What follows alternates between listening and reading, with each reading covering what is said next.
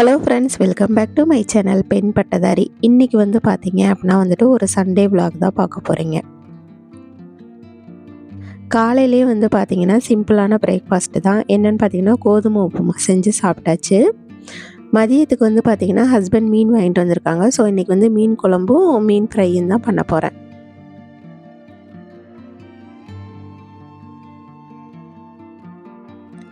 அதுக்கு முன்னதால வந்து பார்த்தீங்க அப்படின்னா வந்துட்டு கிச்சன் கவுண்டர் டாப்பில் விளக்கி வச்ச பாத்திரம்லாம் இருந்தது.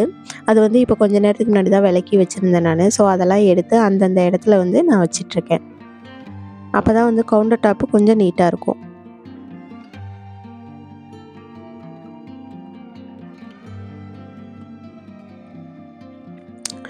இப்போ பாத்திரம்லாம் எடுத்ததுக்கப்புறம் வந்து பார்த்திங்கன்னா நல்ல ஒரு திக்கான துணி வச்சு அதை ஃபுல்லுமே தொடச்சி எடுத்துட்டா கொஞ்சம் பார்க்க கொஞ்சம் நல்லாயிருக்கும். நமக்கு வேலை செய்கிறதுக்கு ஒரு நல்ல ஃபீல் கிடைக்கும்.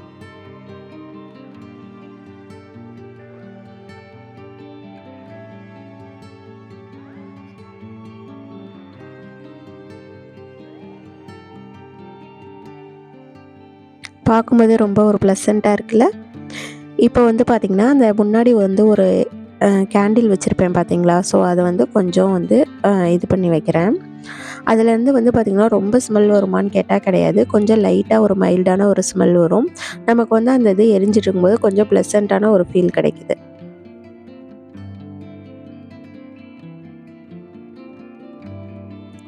இப்போ இந்த கேப்பில் வந்து பார்த்தீங்க அப்படின்னா வந்துட்டு ஊருக்கு போகிறதுக்கு முன்னதால் வந்து இதில் வந்து சால்ட் வச்சுட்டு போயிருந்தேன். இப்போ வந்து கொஞ்சம் கம்மியாக தான் இருந்தது. ஏன்னா நம்ம 1.5 மாதத்துக்கு மேலே அதுக்கப்புறம் தான் வந்தோம். ஹஸ்பண்ட் வந்து கொஞ்சம் இடையில சமைச்சிருப்பாங்க அவங்களுக்கும். ஸோ வந்து சால்ட்டு கொஞ்சம் கம்மியாக தான் இருந்துச்சு. சரின்னு சொல்லிட்டு மீதம் இருக்கிற சால்ட்டை வந்து அதில் ரீஃபில் பண்ணி வைக்கலான்னு சொல்லிட்டு வச்சிட்ருக்கேன்.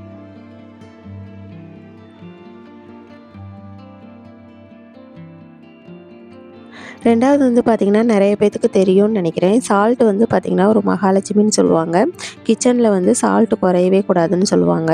ஸோ வந்து சால்ட்டு குறைய நம்ம அப்பப்போ ஃபில் பண்ணி வைக்கணும். தடவி எடுக்கிற மாதிரி இருக்கக்கூடாதுன்னு சொல்லுவாங்க. ஸோ நான் எப்போவுமே வந்து பார்த்திங்கன்னா சால்ட் பாக்கெட்டு கொஞ்சம் குறைஞ்சி இதாக இருக்கும்போதே வந்து நான் ரீஃபில் பண்ணி வச்சுருவேன் நான்.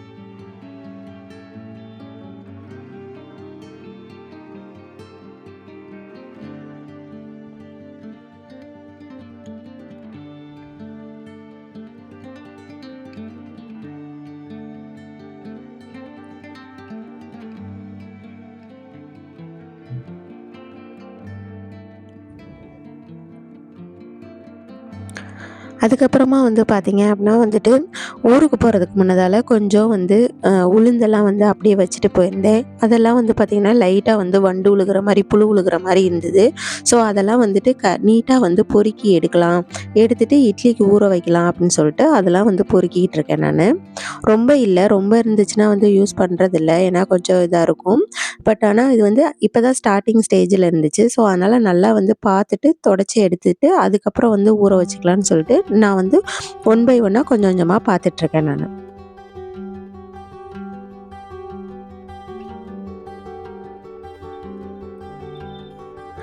நான் வந்து அவ்வளோ சீக்கிரம் எந்த ஒரு பொருளையுமே வந்து டக்குன்னு நான் வேஸ்ட் பண்ணுறது கிடையாது. முடிஞ்ச அளவு வந்து அதை கரெக்டாக யூஸ் பண்ண தான் பார்ப்பேன்.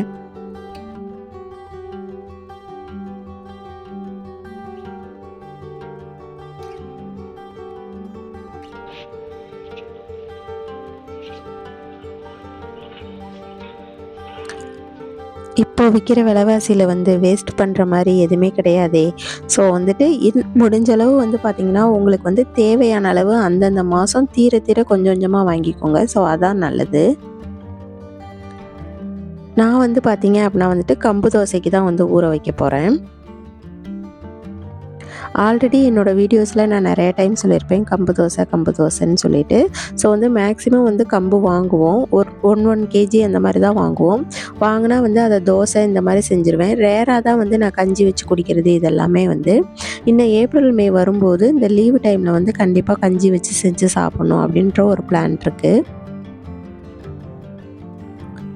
கண்டிப்பாக அந்த மாதிரி நான் வந்து கஞ்சி வைக்கிறேன் அப்படின்றப்போ கண்டிப்பாக நான் வந்து வீடியோ எடுத்து போடுறேன் நான்.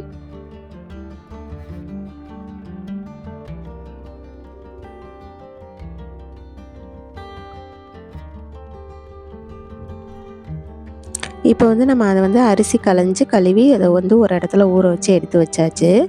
இப்போ வந்து பார்த்திங்கன்னா மீன் வந்து வாங்கிட்டு வந்தாச்சு.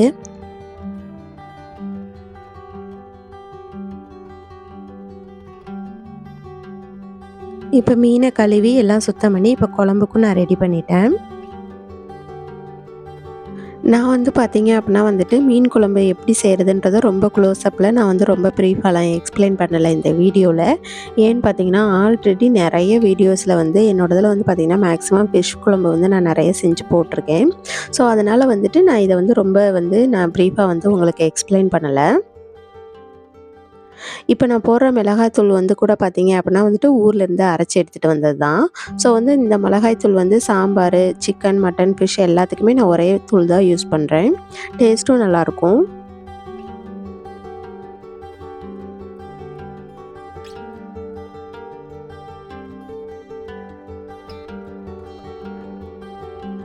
மீன் குழம்பு ரெடி ஆயிடுச்சு. இப்போ அடுத்து வந்து பார்த்தீங்க அப்படின்னா வந்துட்டு ஃபிஷ் ஃப்ரை தான் பண்ணுறதுக்கு ரெடி பண்ணியிருக்கேன். ஃபிஷ் ஃப்ரையும் ரெடி ஆனதுக்கு அப்புறமா வந்து பார்த்தீங்க அப்படின்னா வந்துட்டு நானும் ஹஸ்பண்டும் சாப்பிட்டுட்ருக்கோம். தம்பிக்கு வந்து மீன் குழம்பு வந்து அவனாக சாப்பிட மாட்டான். அவனுக்கு ஊட்டி தான் விடணும்.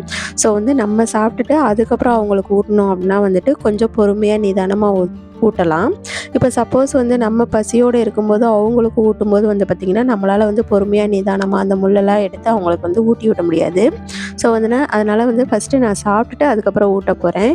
அதுக்காக அவன் பசியில் இருக்கானான்னு கேட்டால் கிடையாது. அவன் வந்து பசிக்கலைன்னு வேறு சொல்லிட்டான். ஸோ அதனால் அவனுக்கு வந்து அப்புறமா ஊட்டி விடலான்னு சொல்லிட்டு நானும் ஹஸ்பண்டும் சாப்பிட்டுட்ருக்கோம்.